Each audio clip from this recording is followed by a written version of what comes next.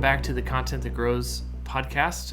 Excited to be sitting back down with co-founder Kevin King and also marketing manager for 10Speed, Derek Flint. So today we're going to continue along this process, and so far we've kind of talked about ICP development, identifying topics, creating quality content, a number of those topics along the way. And so, one of the big areas that we think about, but also I think it's just important in general for content marketing and for you as you're thinking about your company goals is CTAs and sort of how that fits into all of your content, how to approach it, how to do it best. So I'm going to cover a lot of that today. So in this, we're kind of thinking about you're consistently driving traffic to a number of blog posts. So you're not just starting out, there's not it's not a situation where there's zero traffic, but you have traffic coming to your posts from organic, from social media. And you want to start to be more thoughtful about what the CTAs are, and not just like a stock CTA on the footer of every blog post. So we're going to dive into that today and just kind of figure out how to best engage your readers and also get the best results possible. So starting out, I think it'd be helpful just to kind of talk through, for SaaS companies, the most common conversion types that we find in content that are kind of both realistic and effective. Yeah, I think there's just generally been 5 key conversion types that you'll typically see a SaaS business employing on their website. So I'd say that the first one that's most commonly seen is the free trial, right? Sign up for a free trial, whether that be 14 days, a month, who knows? I feel like that seems to be the most classic lead type that does typically work pretty well for a SaaS product that's trying to grow quickly. Obviously, there's nuances to that, right? Like a trial can it needs to have certain support internally for you to have that conversion type on the website, right? Like the product must be able to support it, and your ICP must be good for that type of experience, right? And but I'd say that's definitely the number one most common conversion point or type for a SaaS business. And then typically from there you see a lot of demo requests, right? Demo requests is the alternative to a trial lead. And those usually seem to be focused more upmarket. I think that's historically what it was, more of an enterprise kind of buyer, or buyer journey would be requesting a demo just based on who's evaluating a product. But I think we're seeing that more and more across even just products that even target more of an SMB or mid-market audience or ICP. And it's interesting because I think that just emphasizes that you have to try these things out, and one could work over the other. Even if you have a good product that has a good trial opportunity, a demo could ultimately be a more valuable lead or conversion type. But typically those are really, really valuable internally at companies, because that's just at the end of the day a conversation that you get to possibly have with someone directly about the product. And then I also would say this is one that's I think rising up the charts, is templates. So basically anything SaaS businesses or software businesses are usually trying to displace some sort of spreadsheet or manual process, right? They always are to some extent. There's always a talk track internally around it, right? Where you're oh, get out of those spreadsheets and into this platform, right?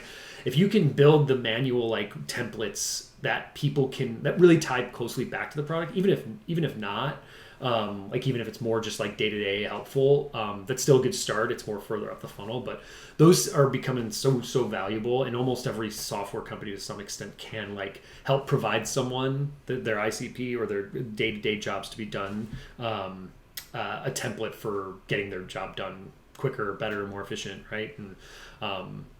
And you'll see a lot of those too. Sometimes later on we'll be able to be imported into the product, right, via CSV. Yeah. Here's this template. God, all that makes it way more effective. And then the other two, I would say, which you've seen historically, which are pretty traditional, a newsletter sign up, and I'd rank this over the last one. specifically just because more and more companies are getting better at creating great content.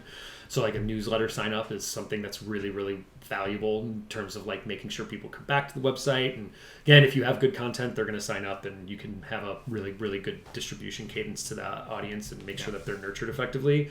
And then generally just gated content. We like to call it like maybe contextualized, but like anything that ties really back to the topic at hand, right? Like if you don't feel like there's a real clear call to action to do any of the things that I just said, then there's usually some sort of added value piece that you could put behind a piece of content. And I know that that's more controversial because a lot of companies are maybe going towards like ungating content, or most content being ungated, but it's a situational thing, and that does tend to still work at capturing an email, putting them into nurture, and being able to like hit them with some piece of content that might work at some point.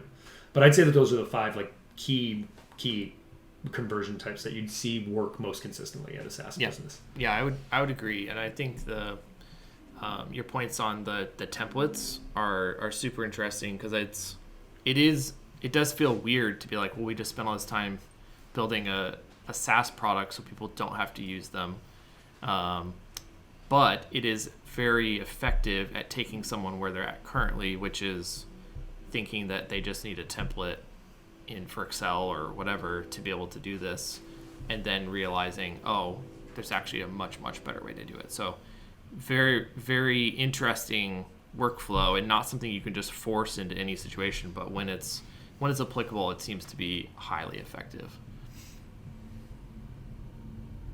Yeah, definitely.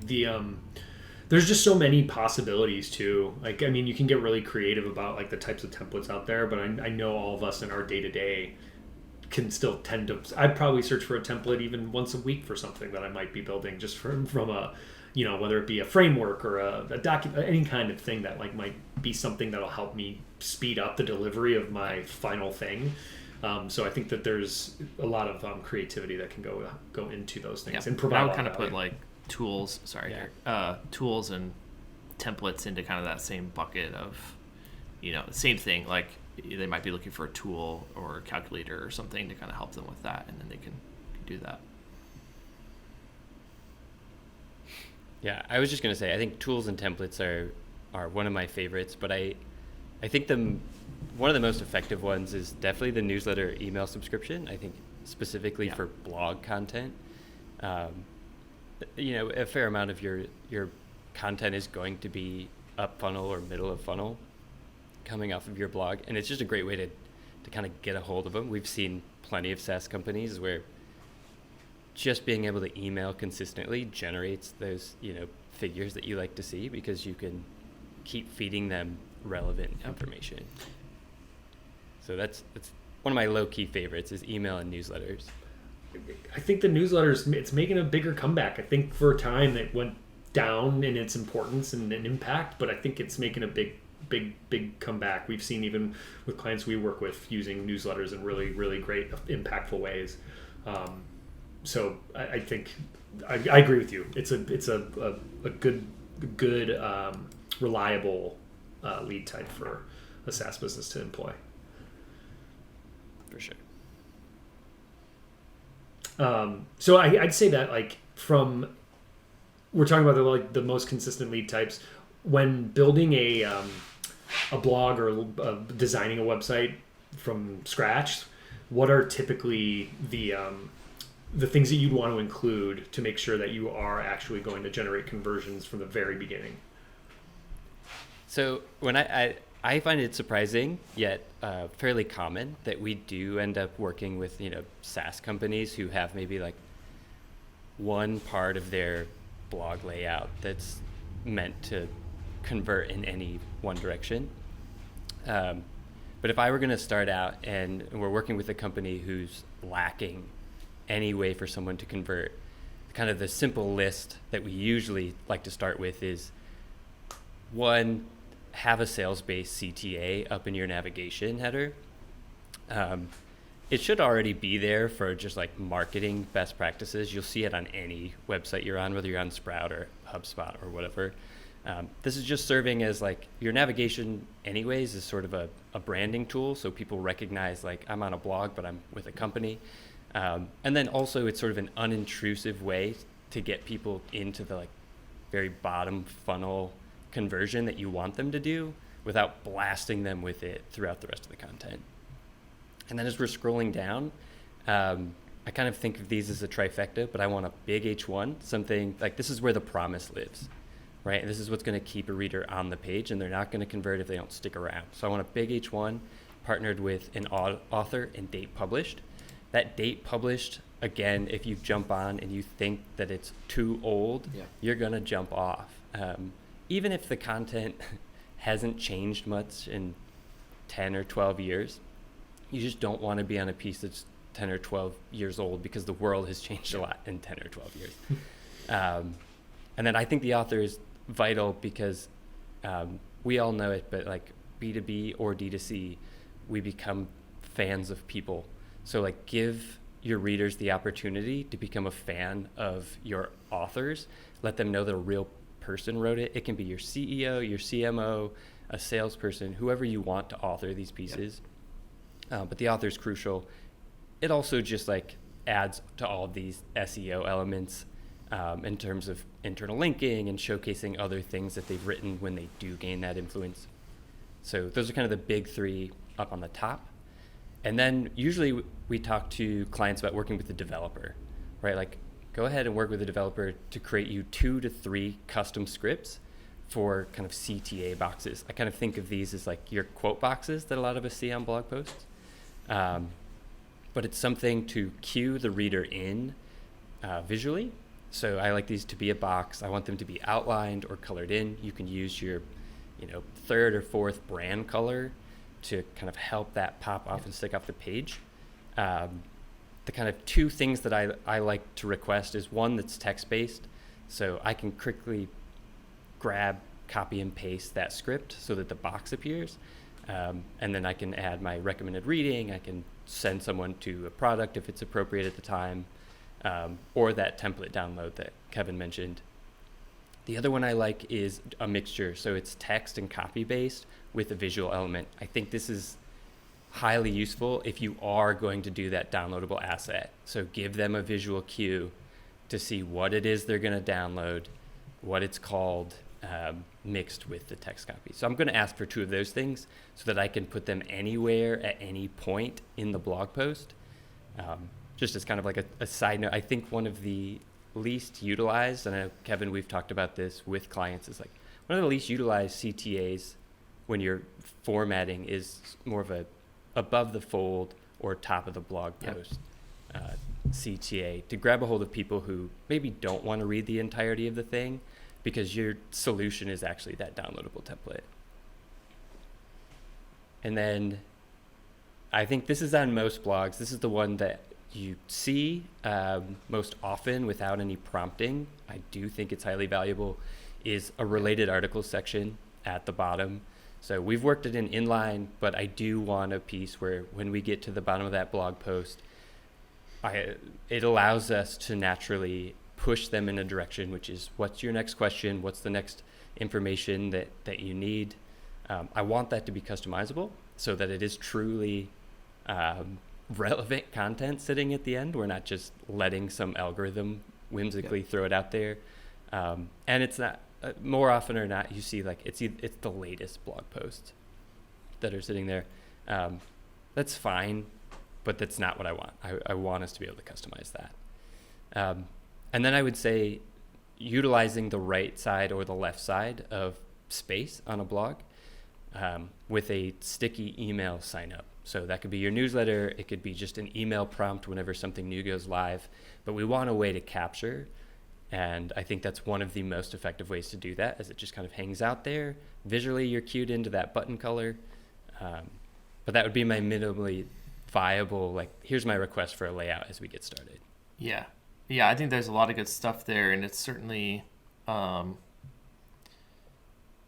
there's a lot to it, but I think that you hit on what the core ones are. Like I think it's, it sounds like a lot, I guess is what I'm trying to say, but it really isn't.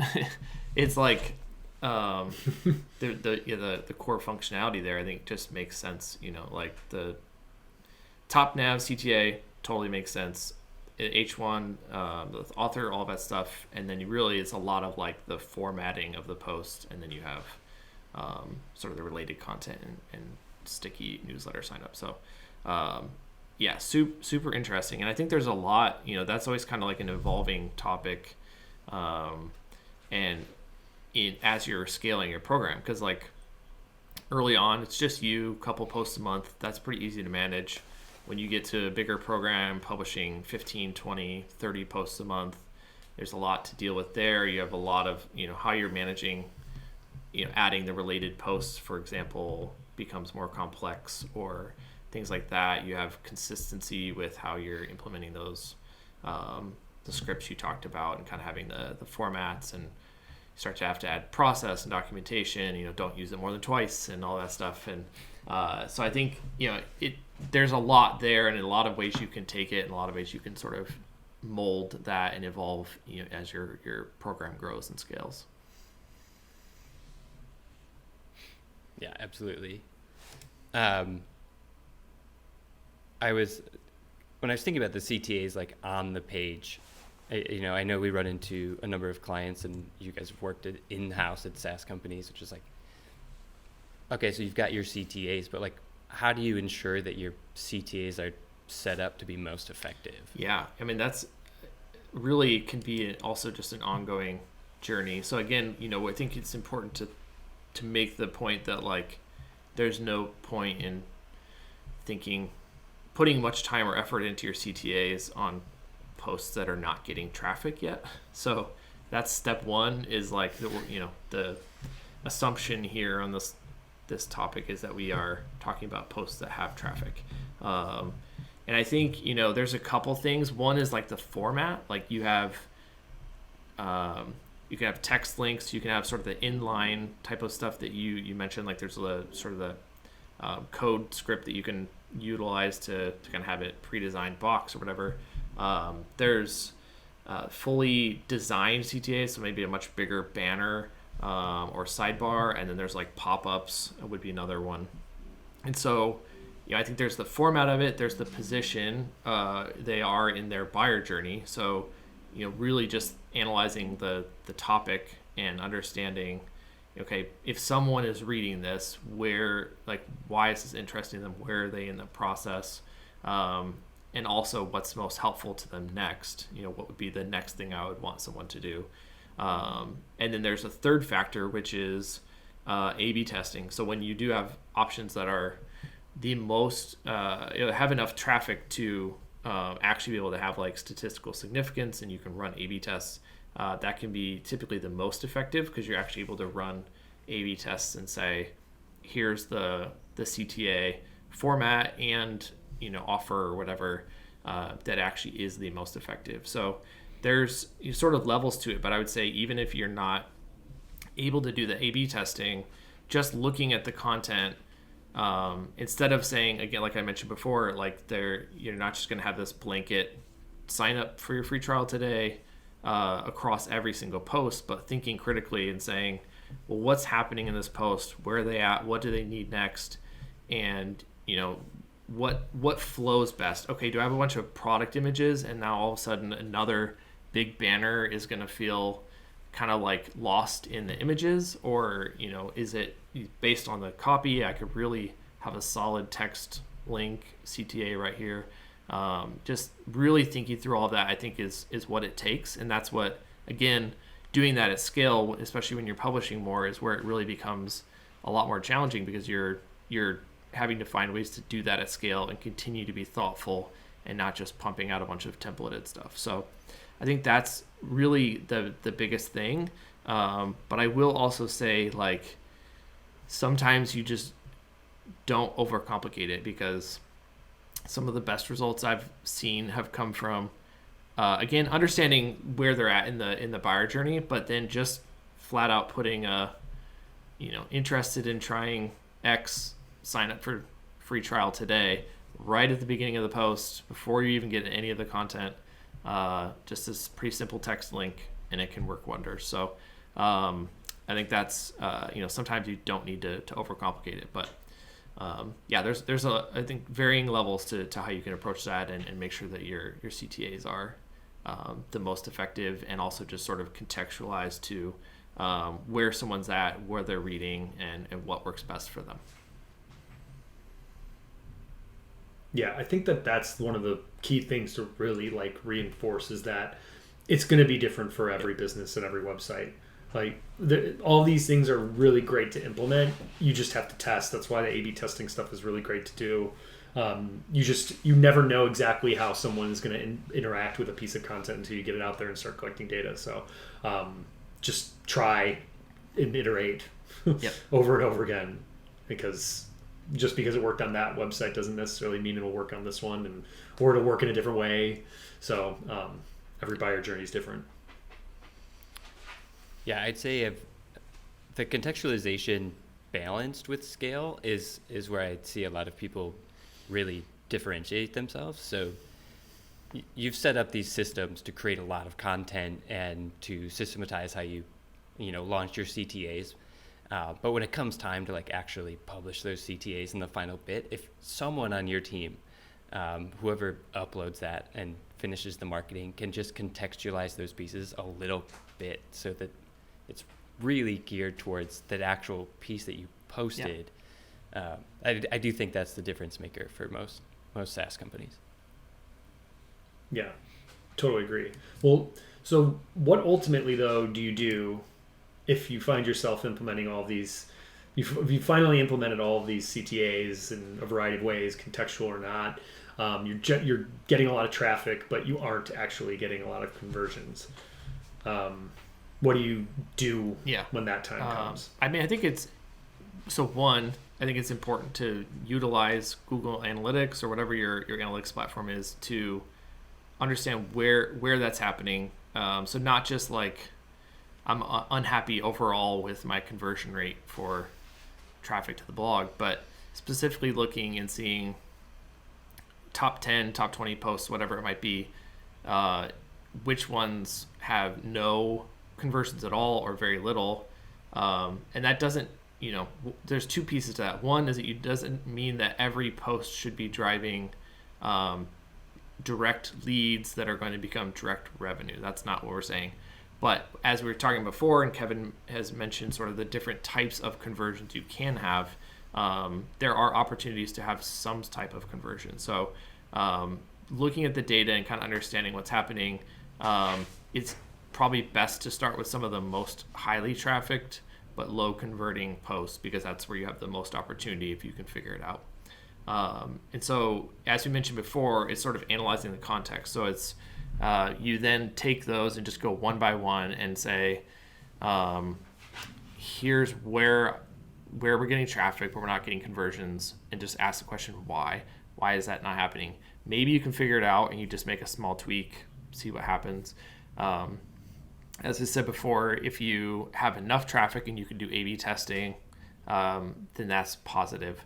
But some of the other options would be to like utilize Hotjar or some sort of heat mapping tool to look and just see what's happening on this page. Where are the common clicks? What are the how far are they getting on the page? Is there something really critical further down the page they're just like majority of people aren't getting to? Any insights like that you can kind of figure out some steps to take to fix it or to drive more conversions. And then the other would just be taking that individual post and in an analytics tool, looking at previous pages and next pages and even exit rates and things like that, just to sort of take all of that into consideration and say, okay, well, it looks like a lot of them are actually coming from this page versus like a direct entrance from search or something. And that now I know a little bit more about the context of why they're on this page or where they're going next, what might be missing or exit or whatever. It's just more data points to help you understand like what's going on and what you might be able to do. So it's not just like, oh, we tried promoting the trial, now let's throw this latest guide on here. That's not the answer. It's really digging in and being very, very critical and understanding all of those data points that I just mentioned, and how you can think about what you might implement next to try to drive more. Yeah, it's really once you start getting into like the individual page level like that and starting to like play around with conversion and trying to test things out at that like kind of like almost again page level, it can be so impactful. That's where we've seen some of the biggest success across like optimizing existing content, not just for the content, but like actually optimizing conversion points and understanding, not just throwing a guide on there, but really trying to be intentional about what intentional about like what and mindful of like what the actual buyer journey is leading to in that moment. But you can do that page by page or content by content based on like traffic, and you're going to see really, really compounding results if you keep focused on trying to tweak it in the right way. And it's a very interesting point there, because it's when you can find those opportunities that have a lot of traffic, but you haven't quite cracked it. It's really like there's a lot there that there should be some urgency to figure that out. And again, I wouldn't even say that every single post is always going to drive even like newsletter signups. It just might not.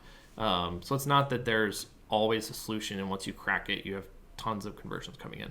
But I think there's when you really think about it, if say it's 250 visits a month to this particular post. For some people that may sound really high, others that may sound tiny.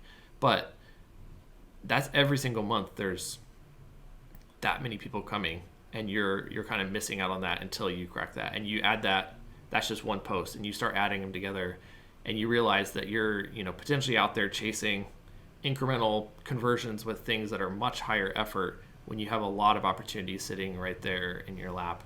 To be able to figure that out. So I would say that's something worth looking into. And the thing that I didn't mention is the inverse of that as well. So you may have posts that don't get a lot of traffic but are very high converting.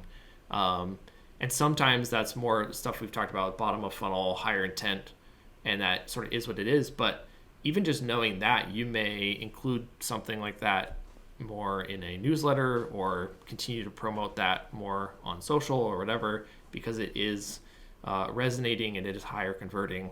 And so the flip side can also be figuring out how to get more traffic to posts that do convert well too.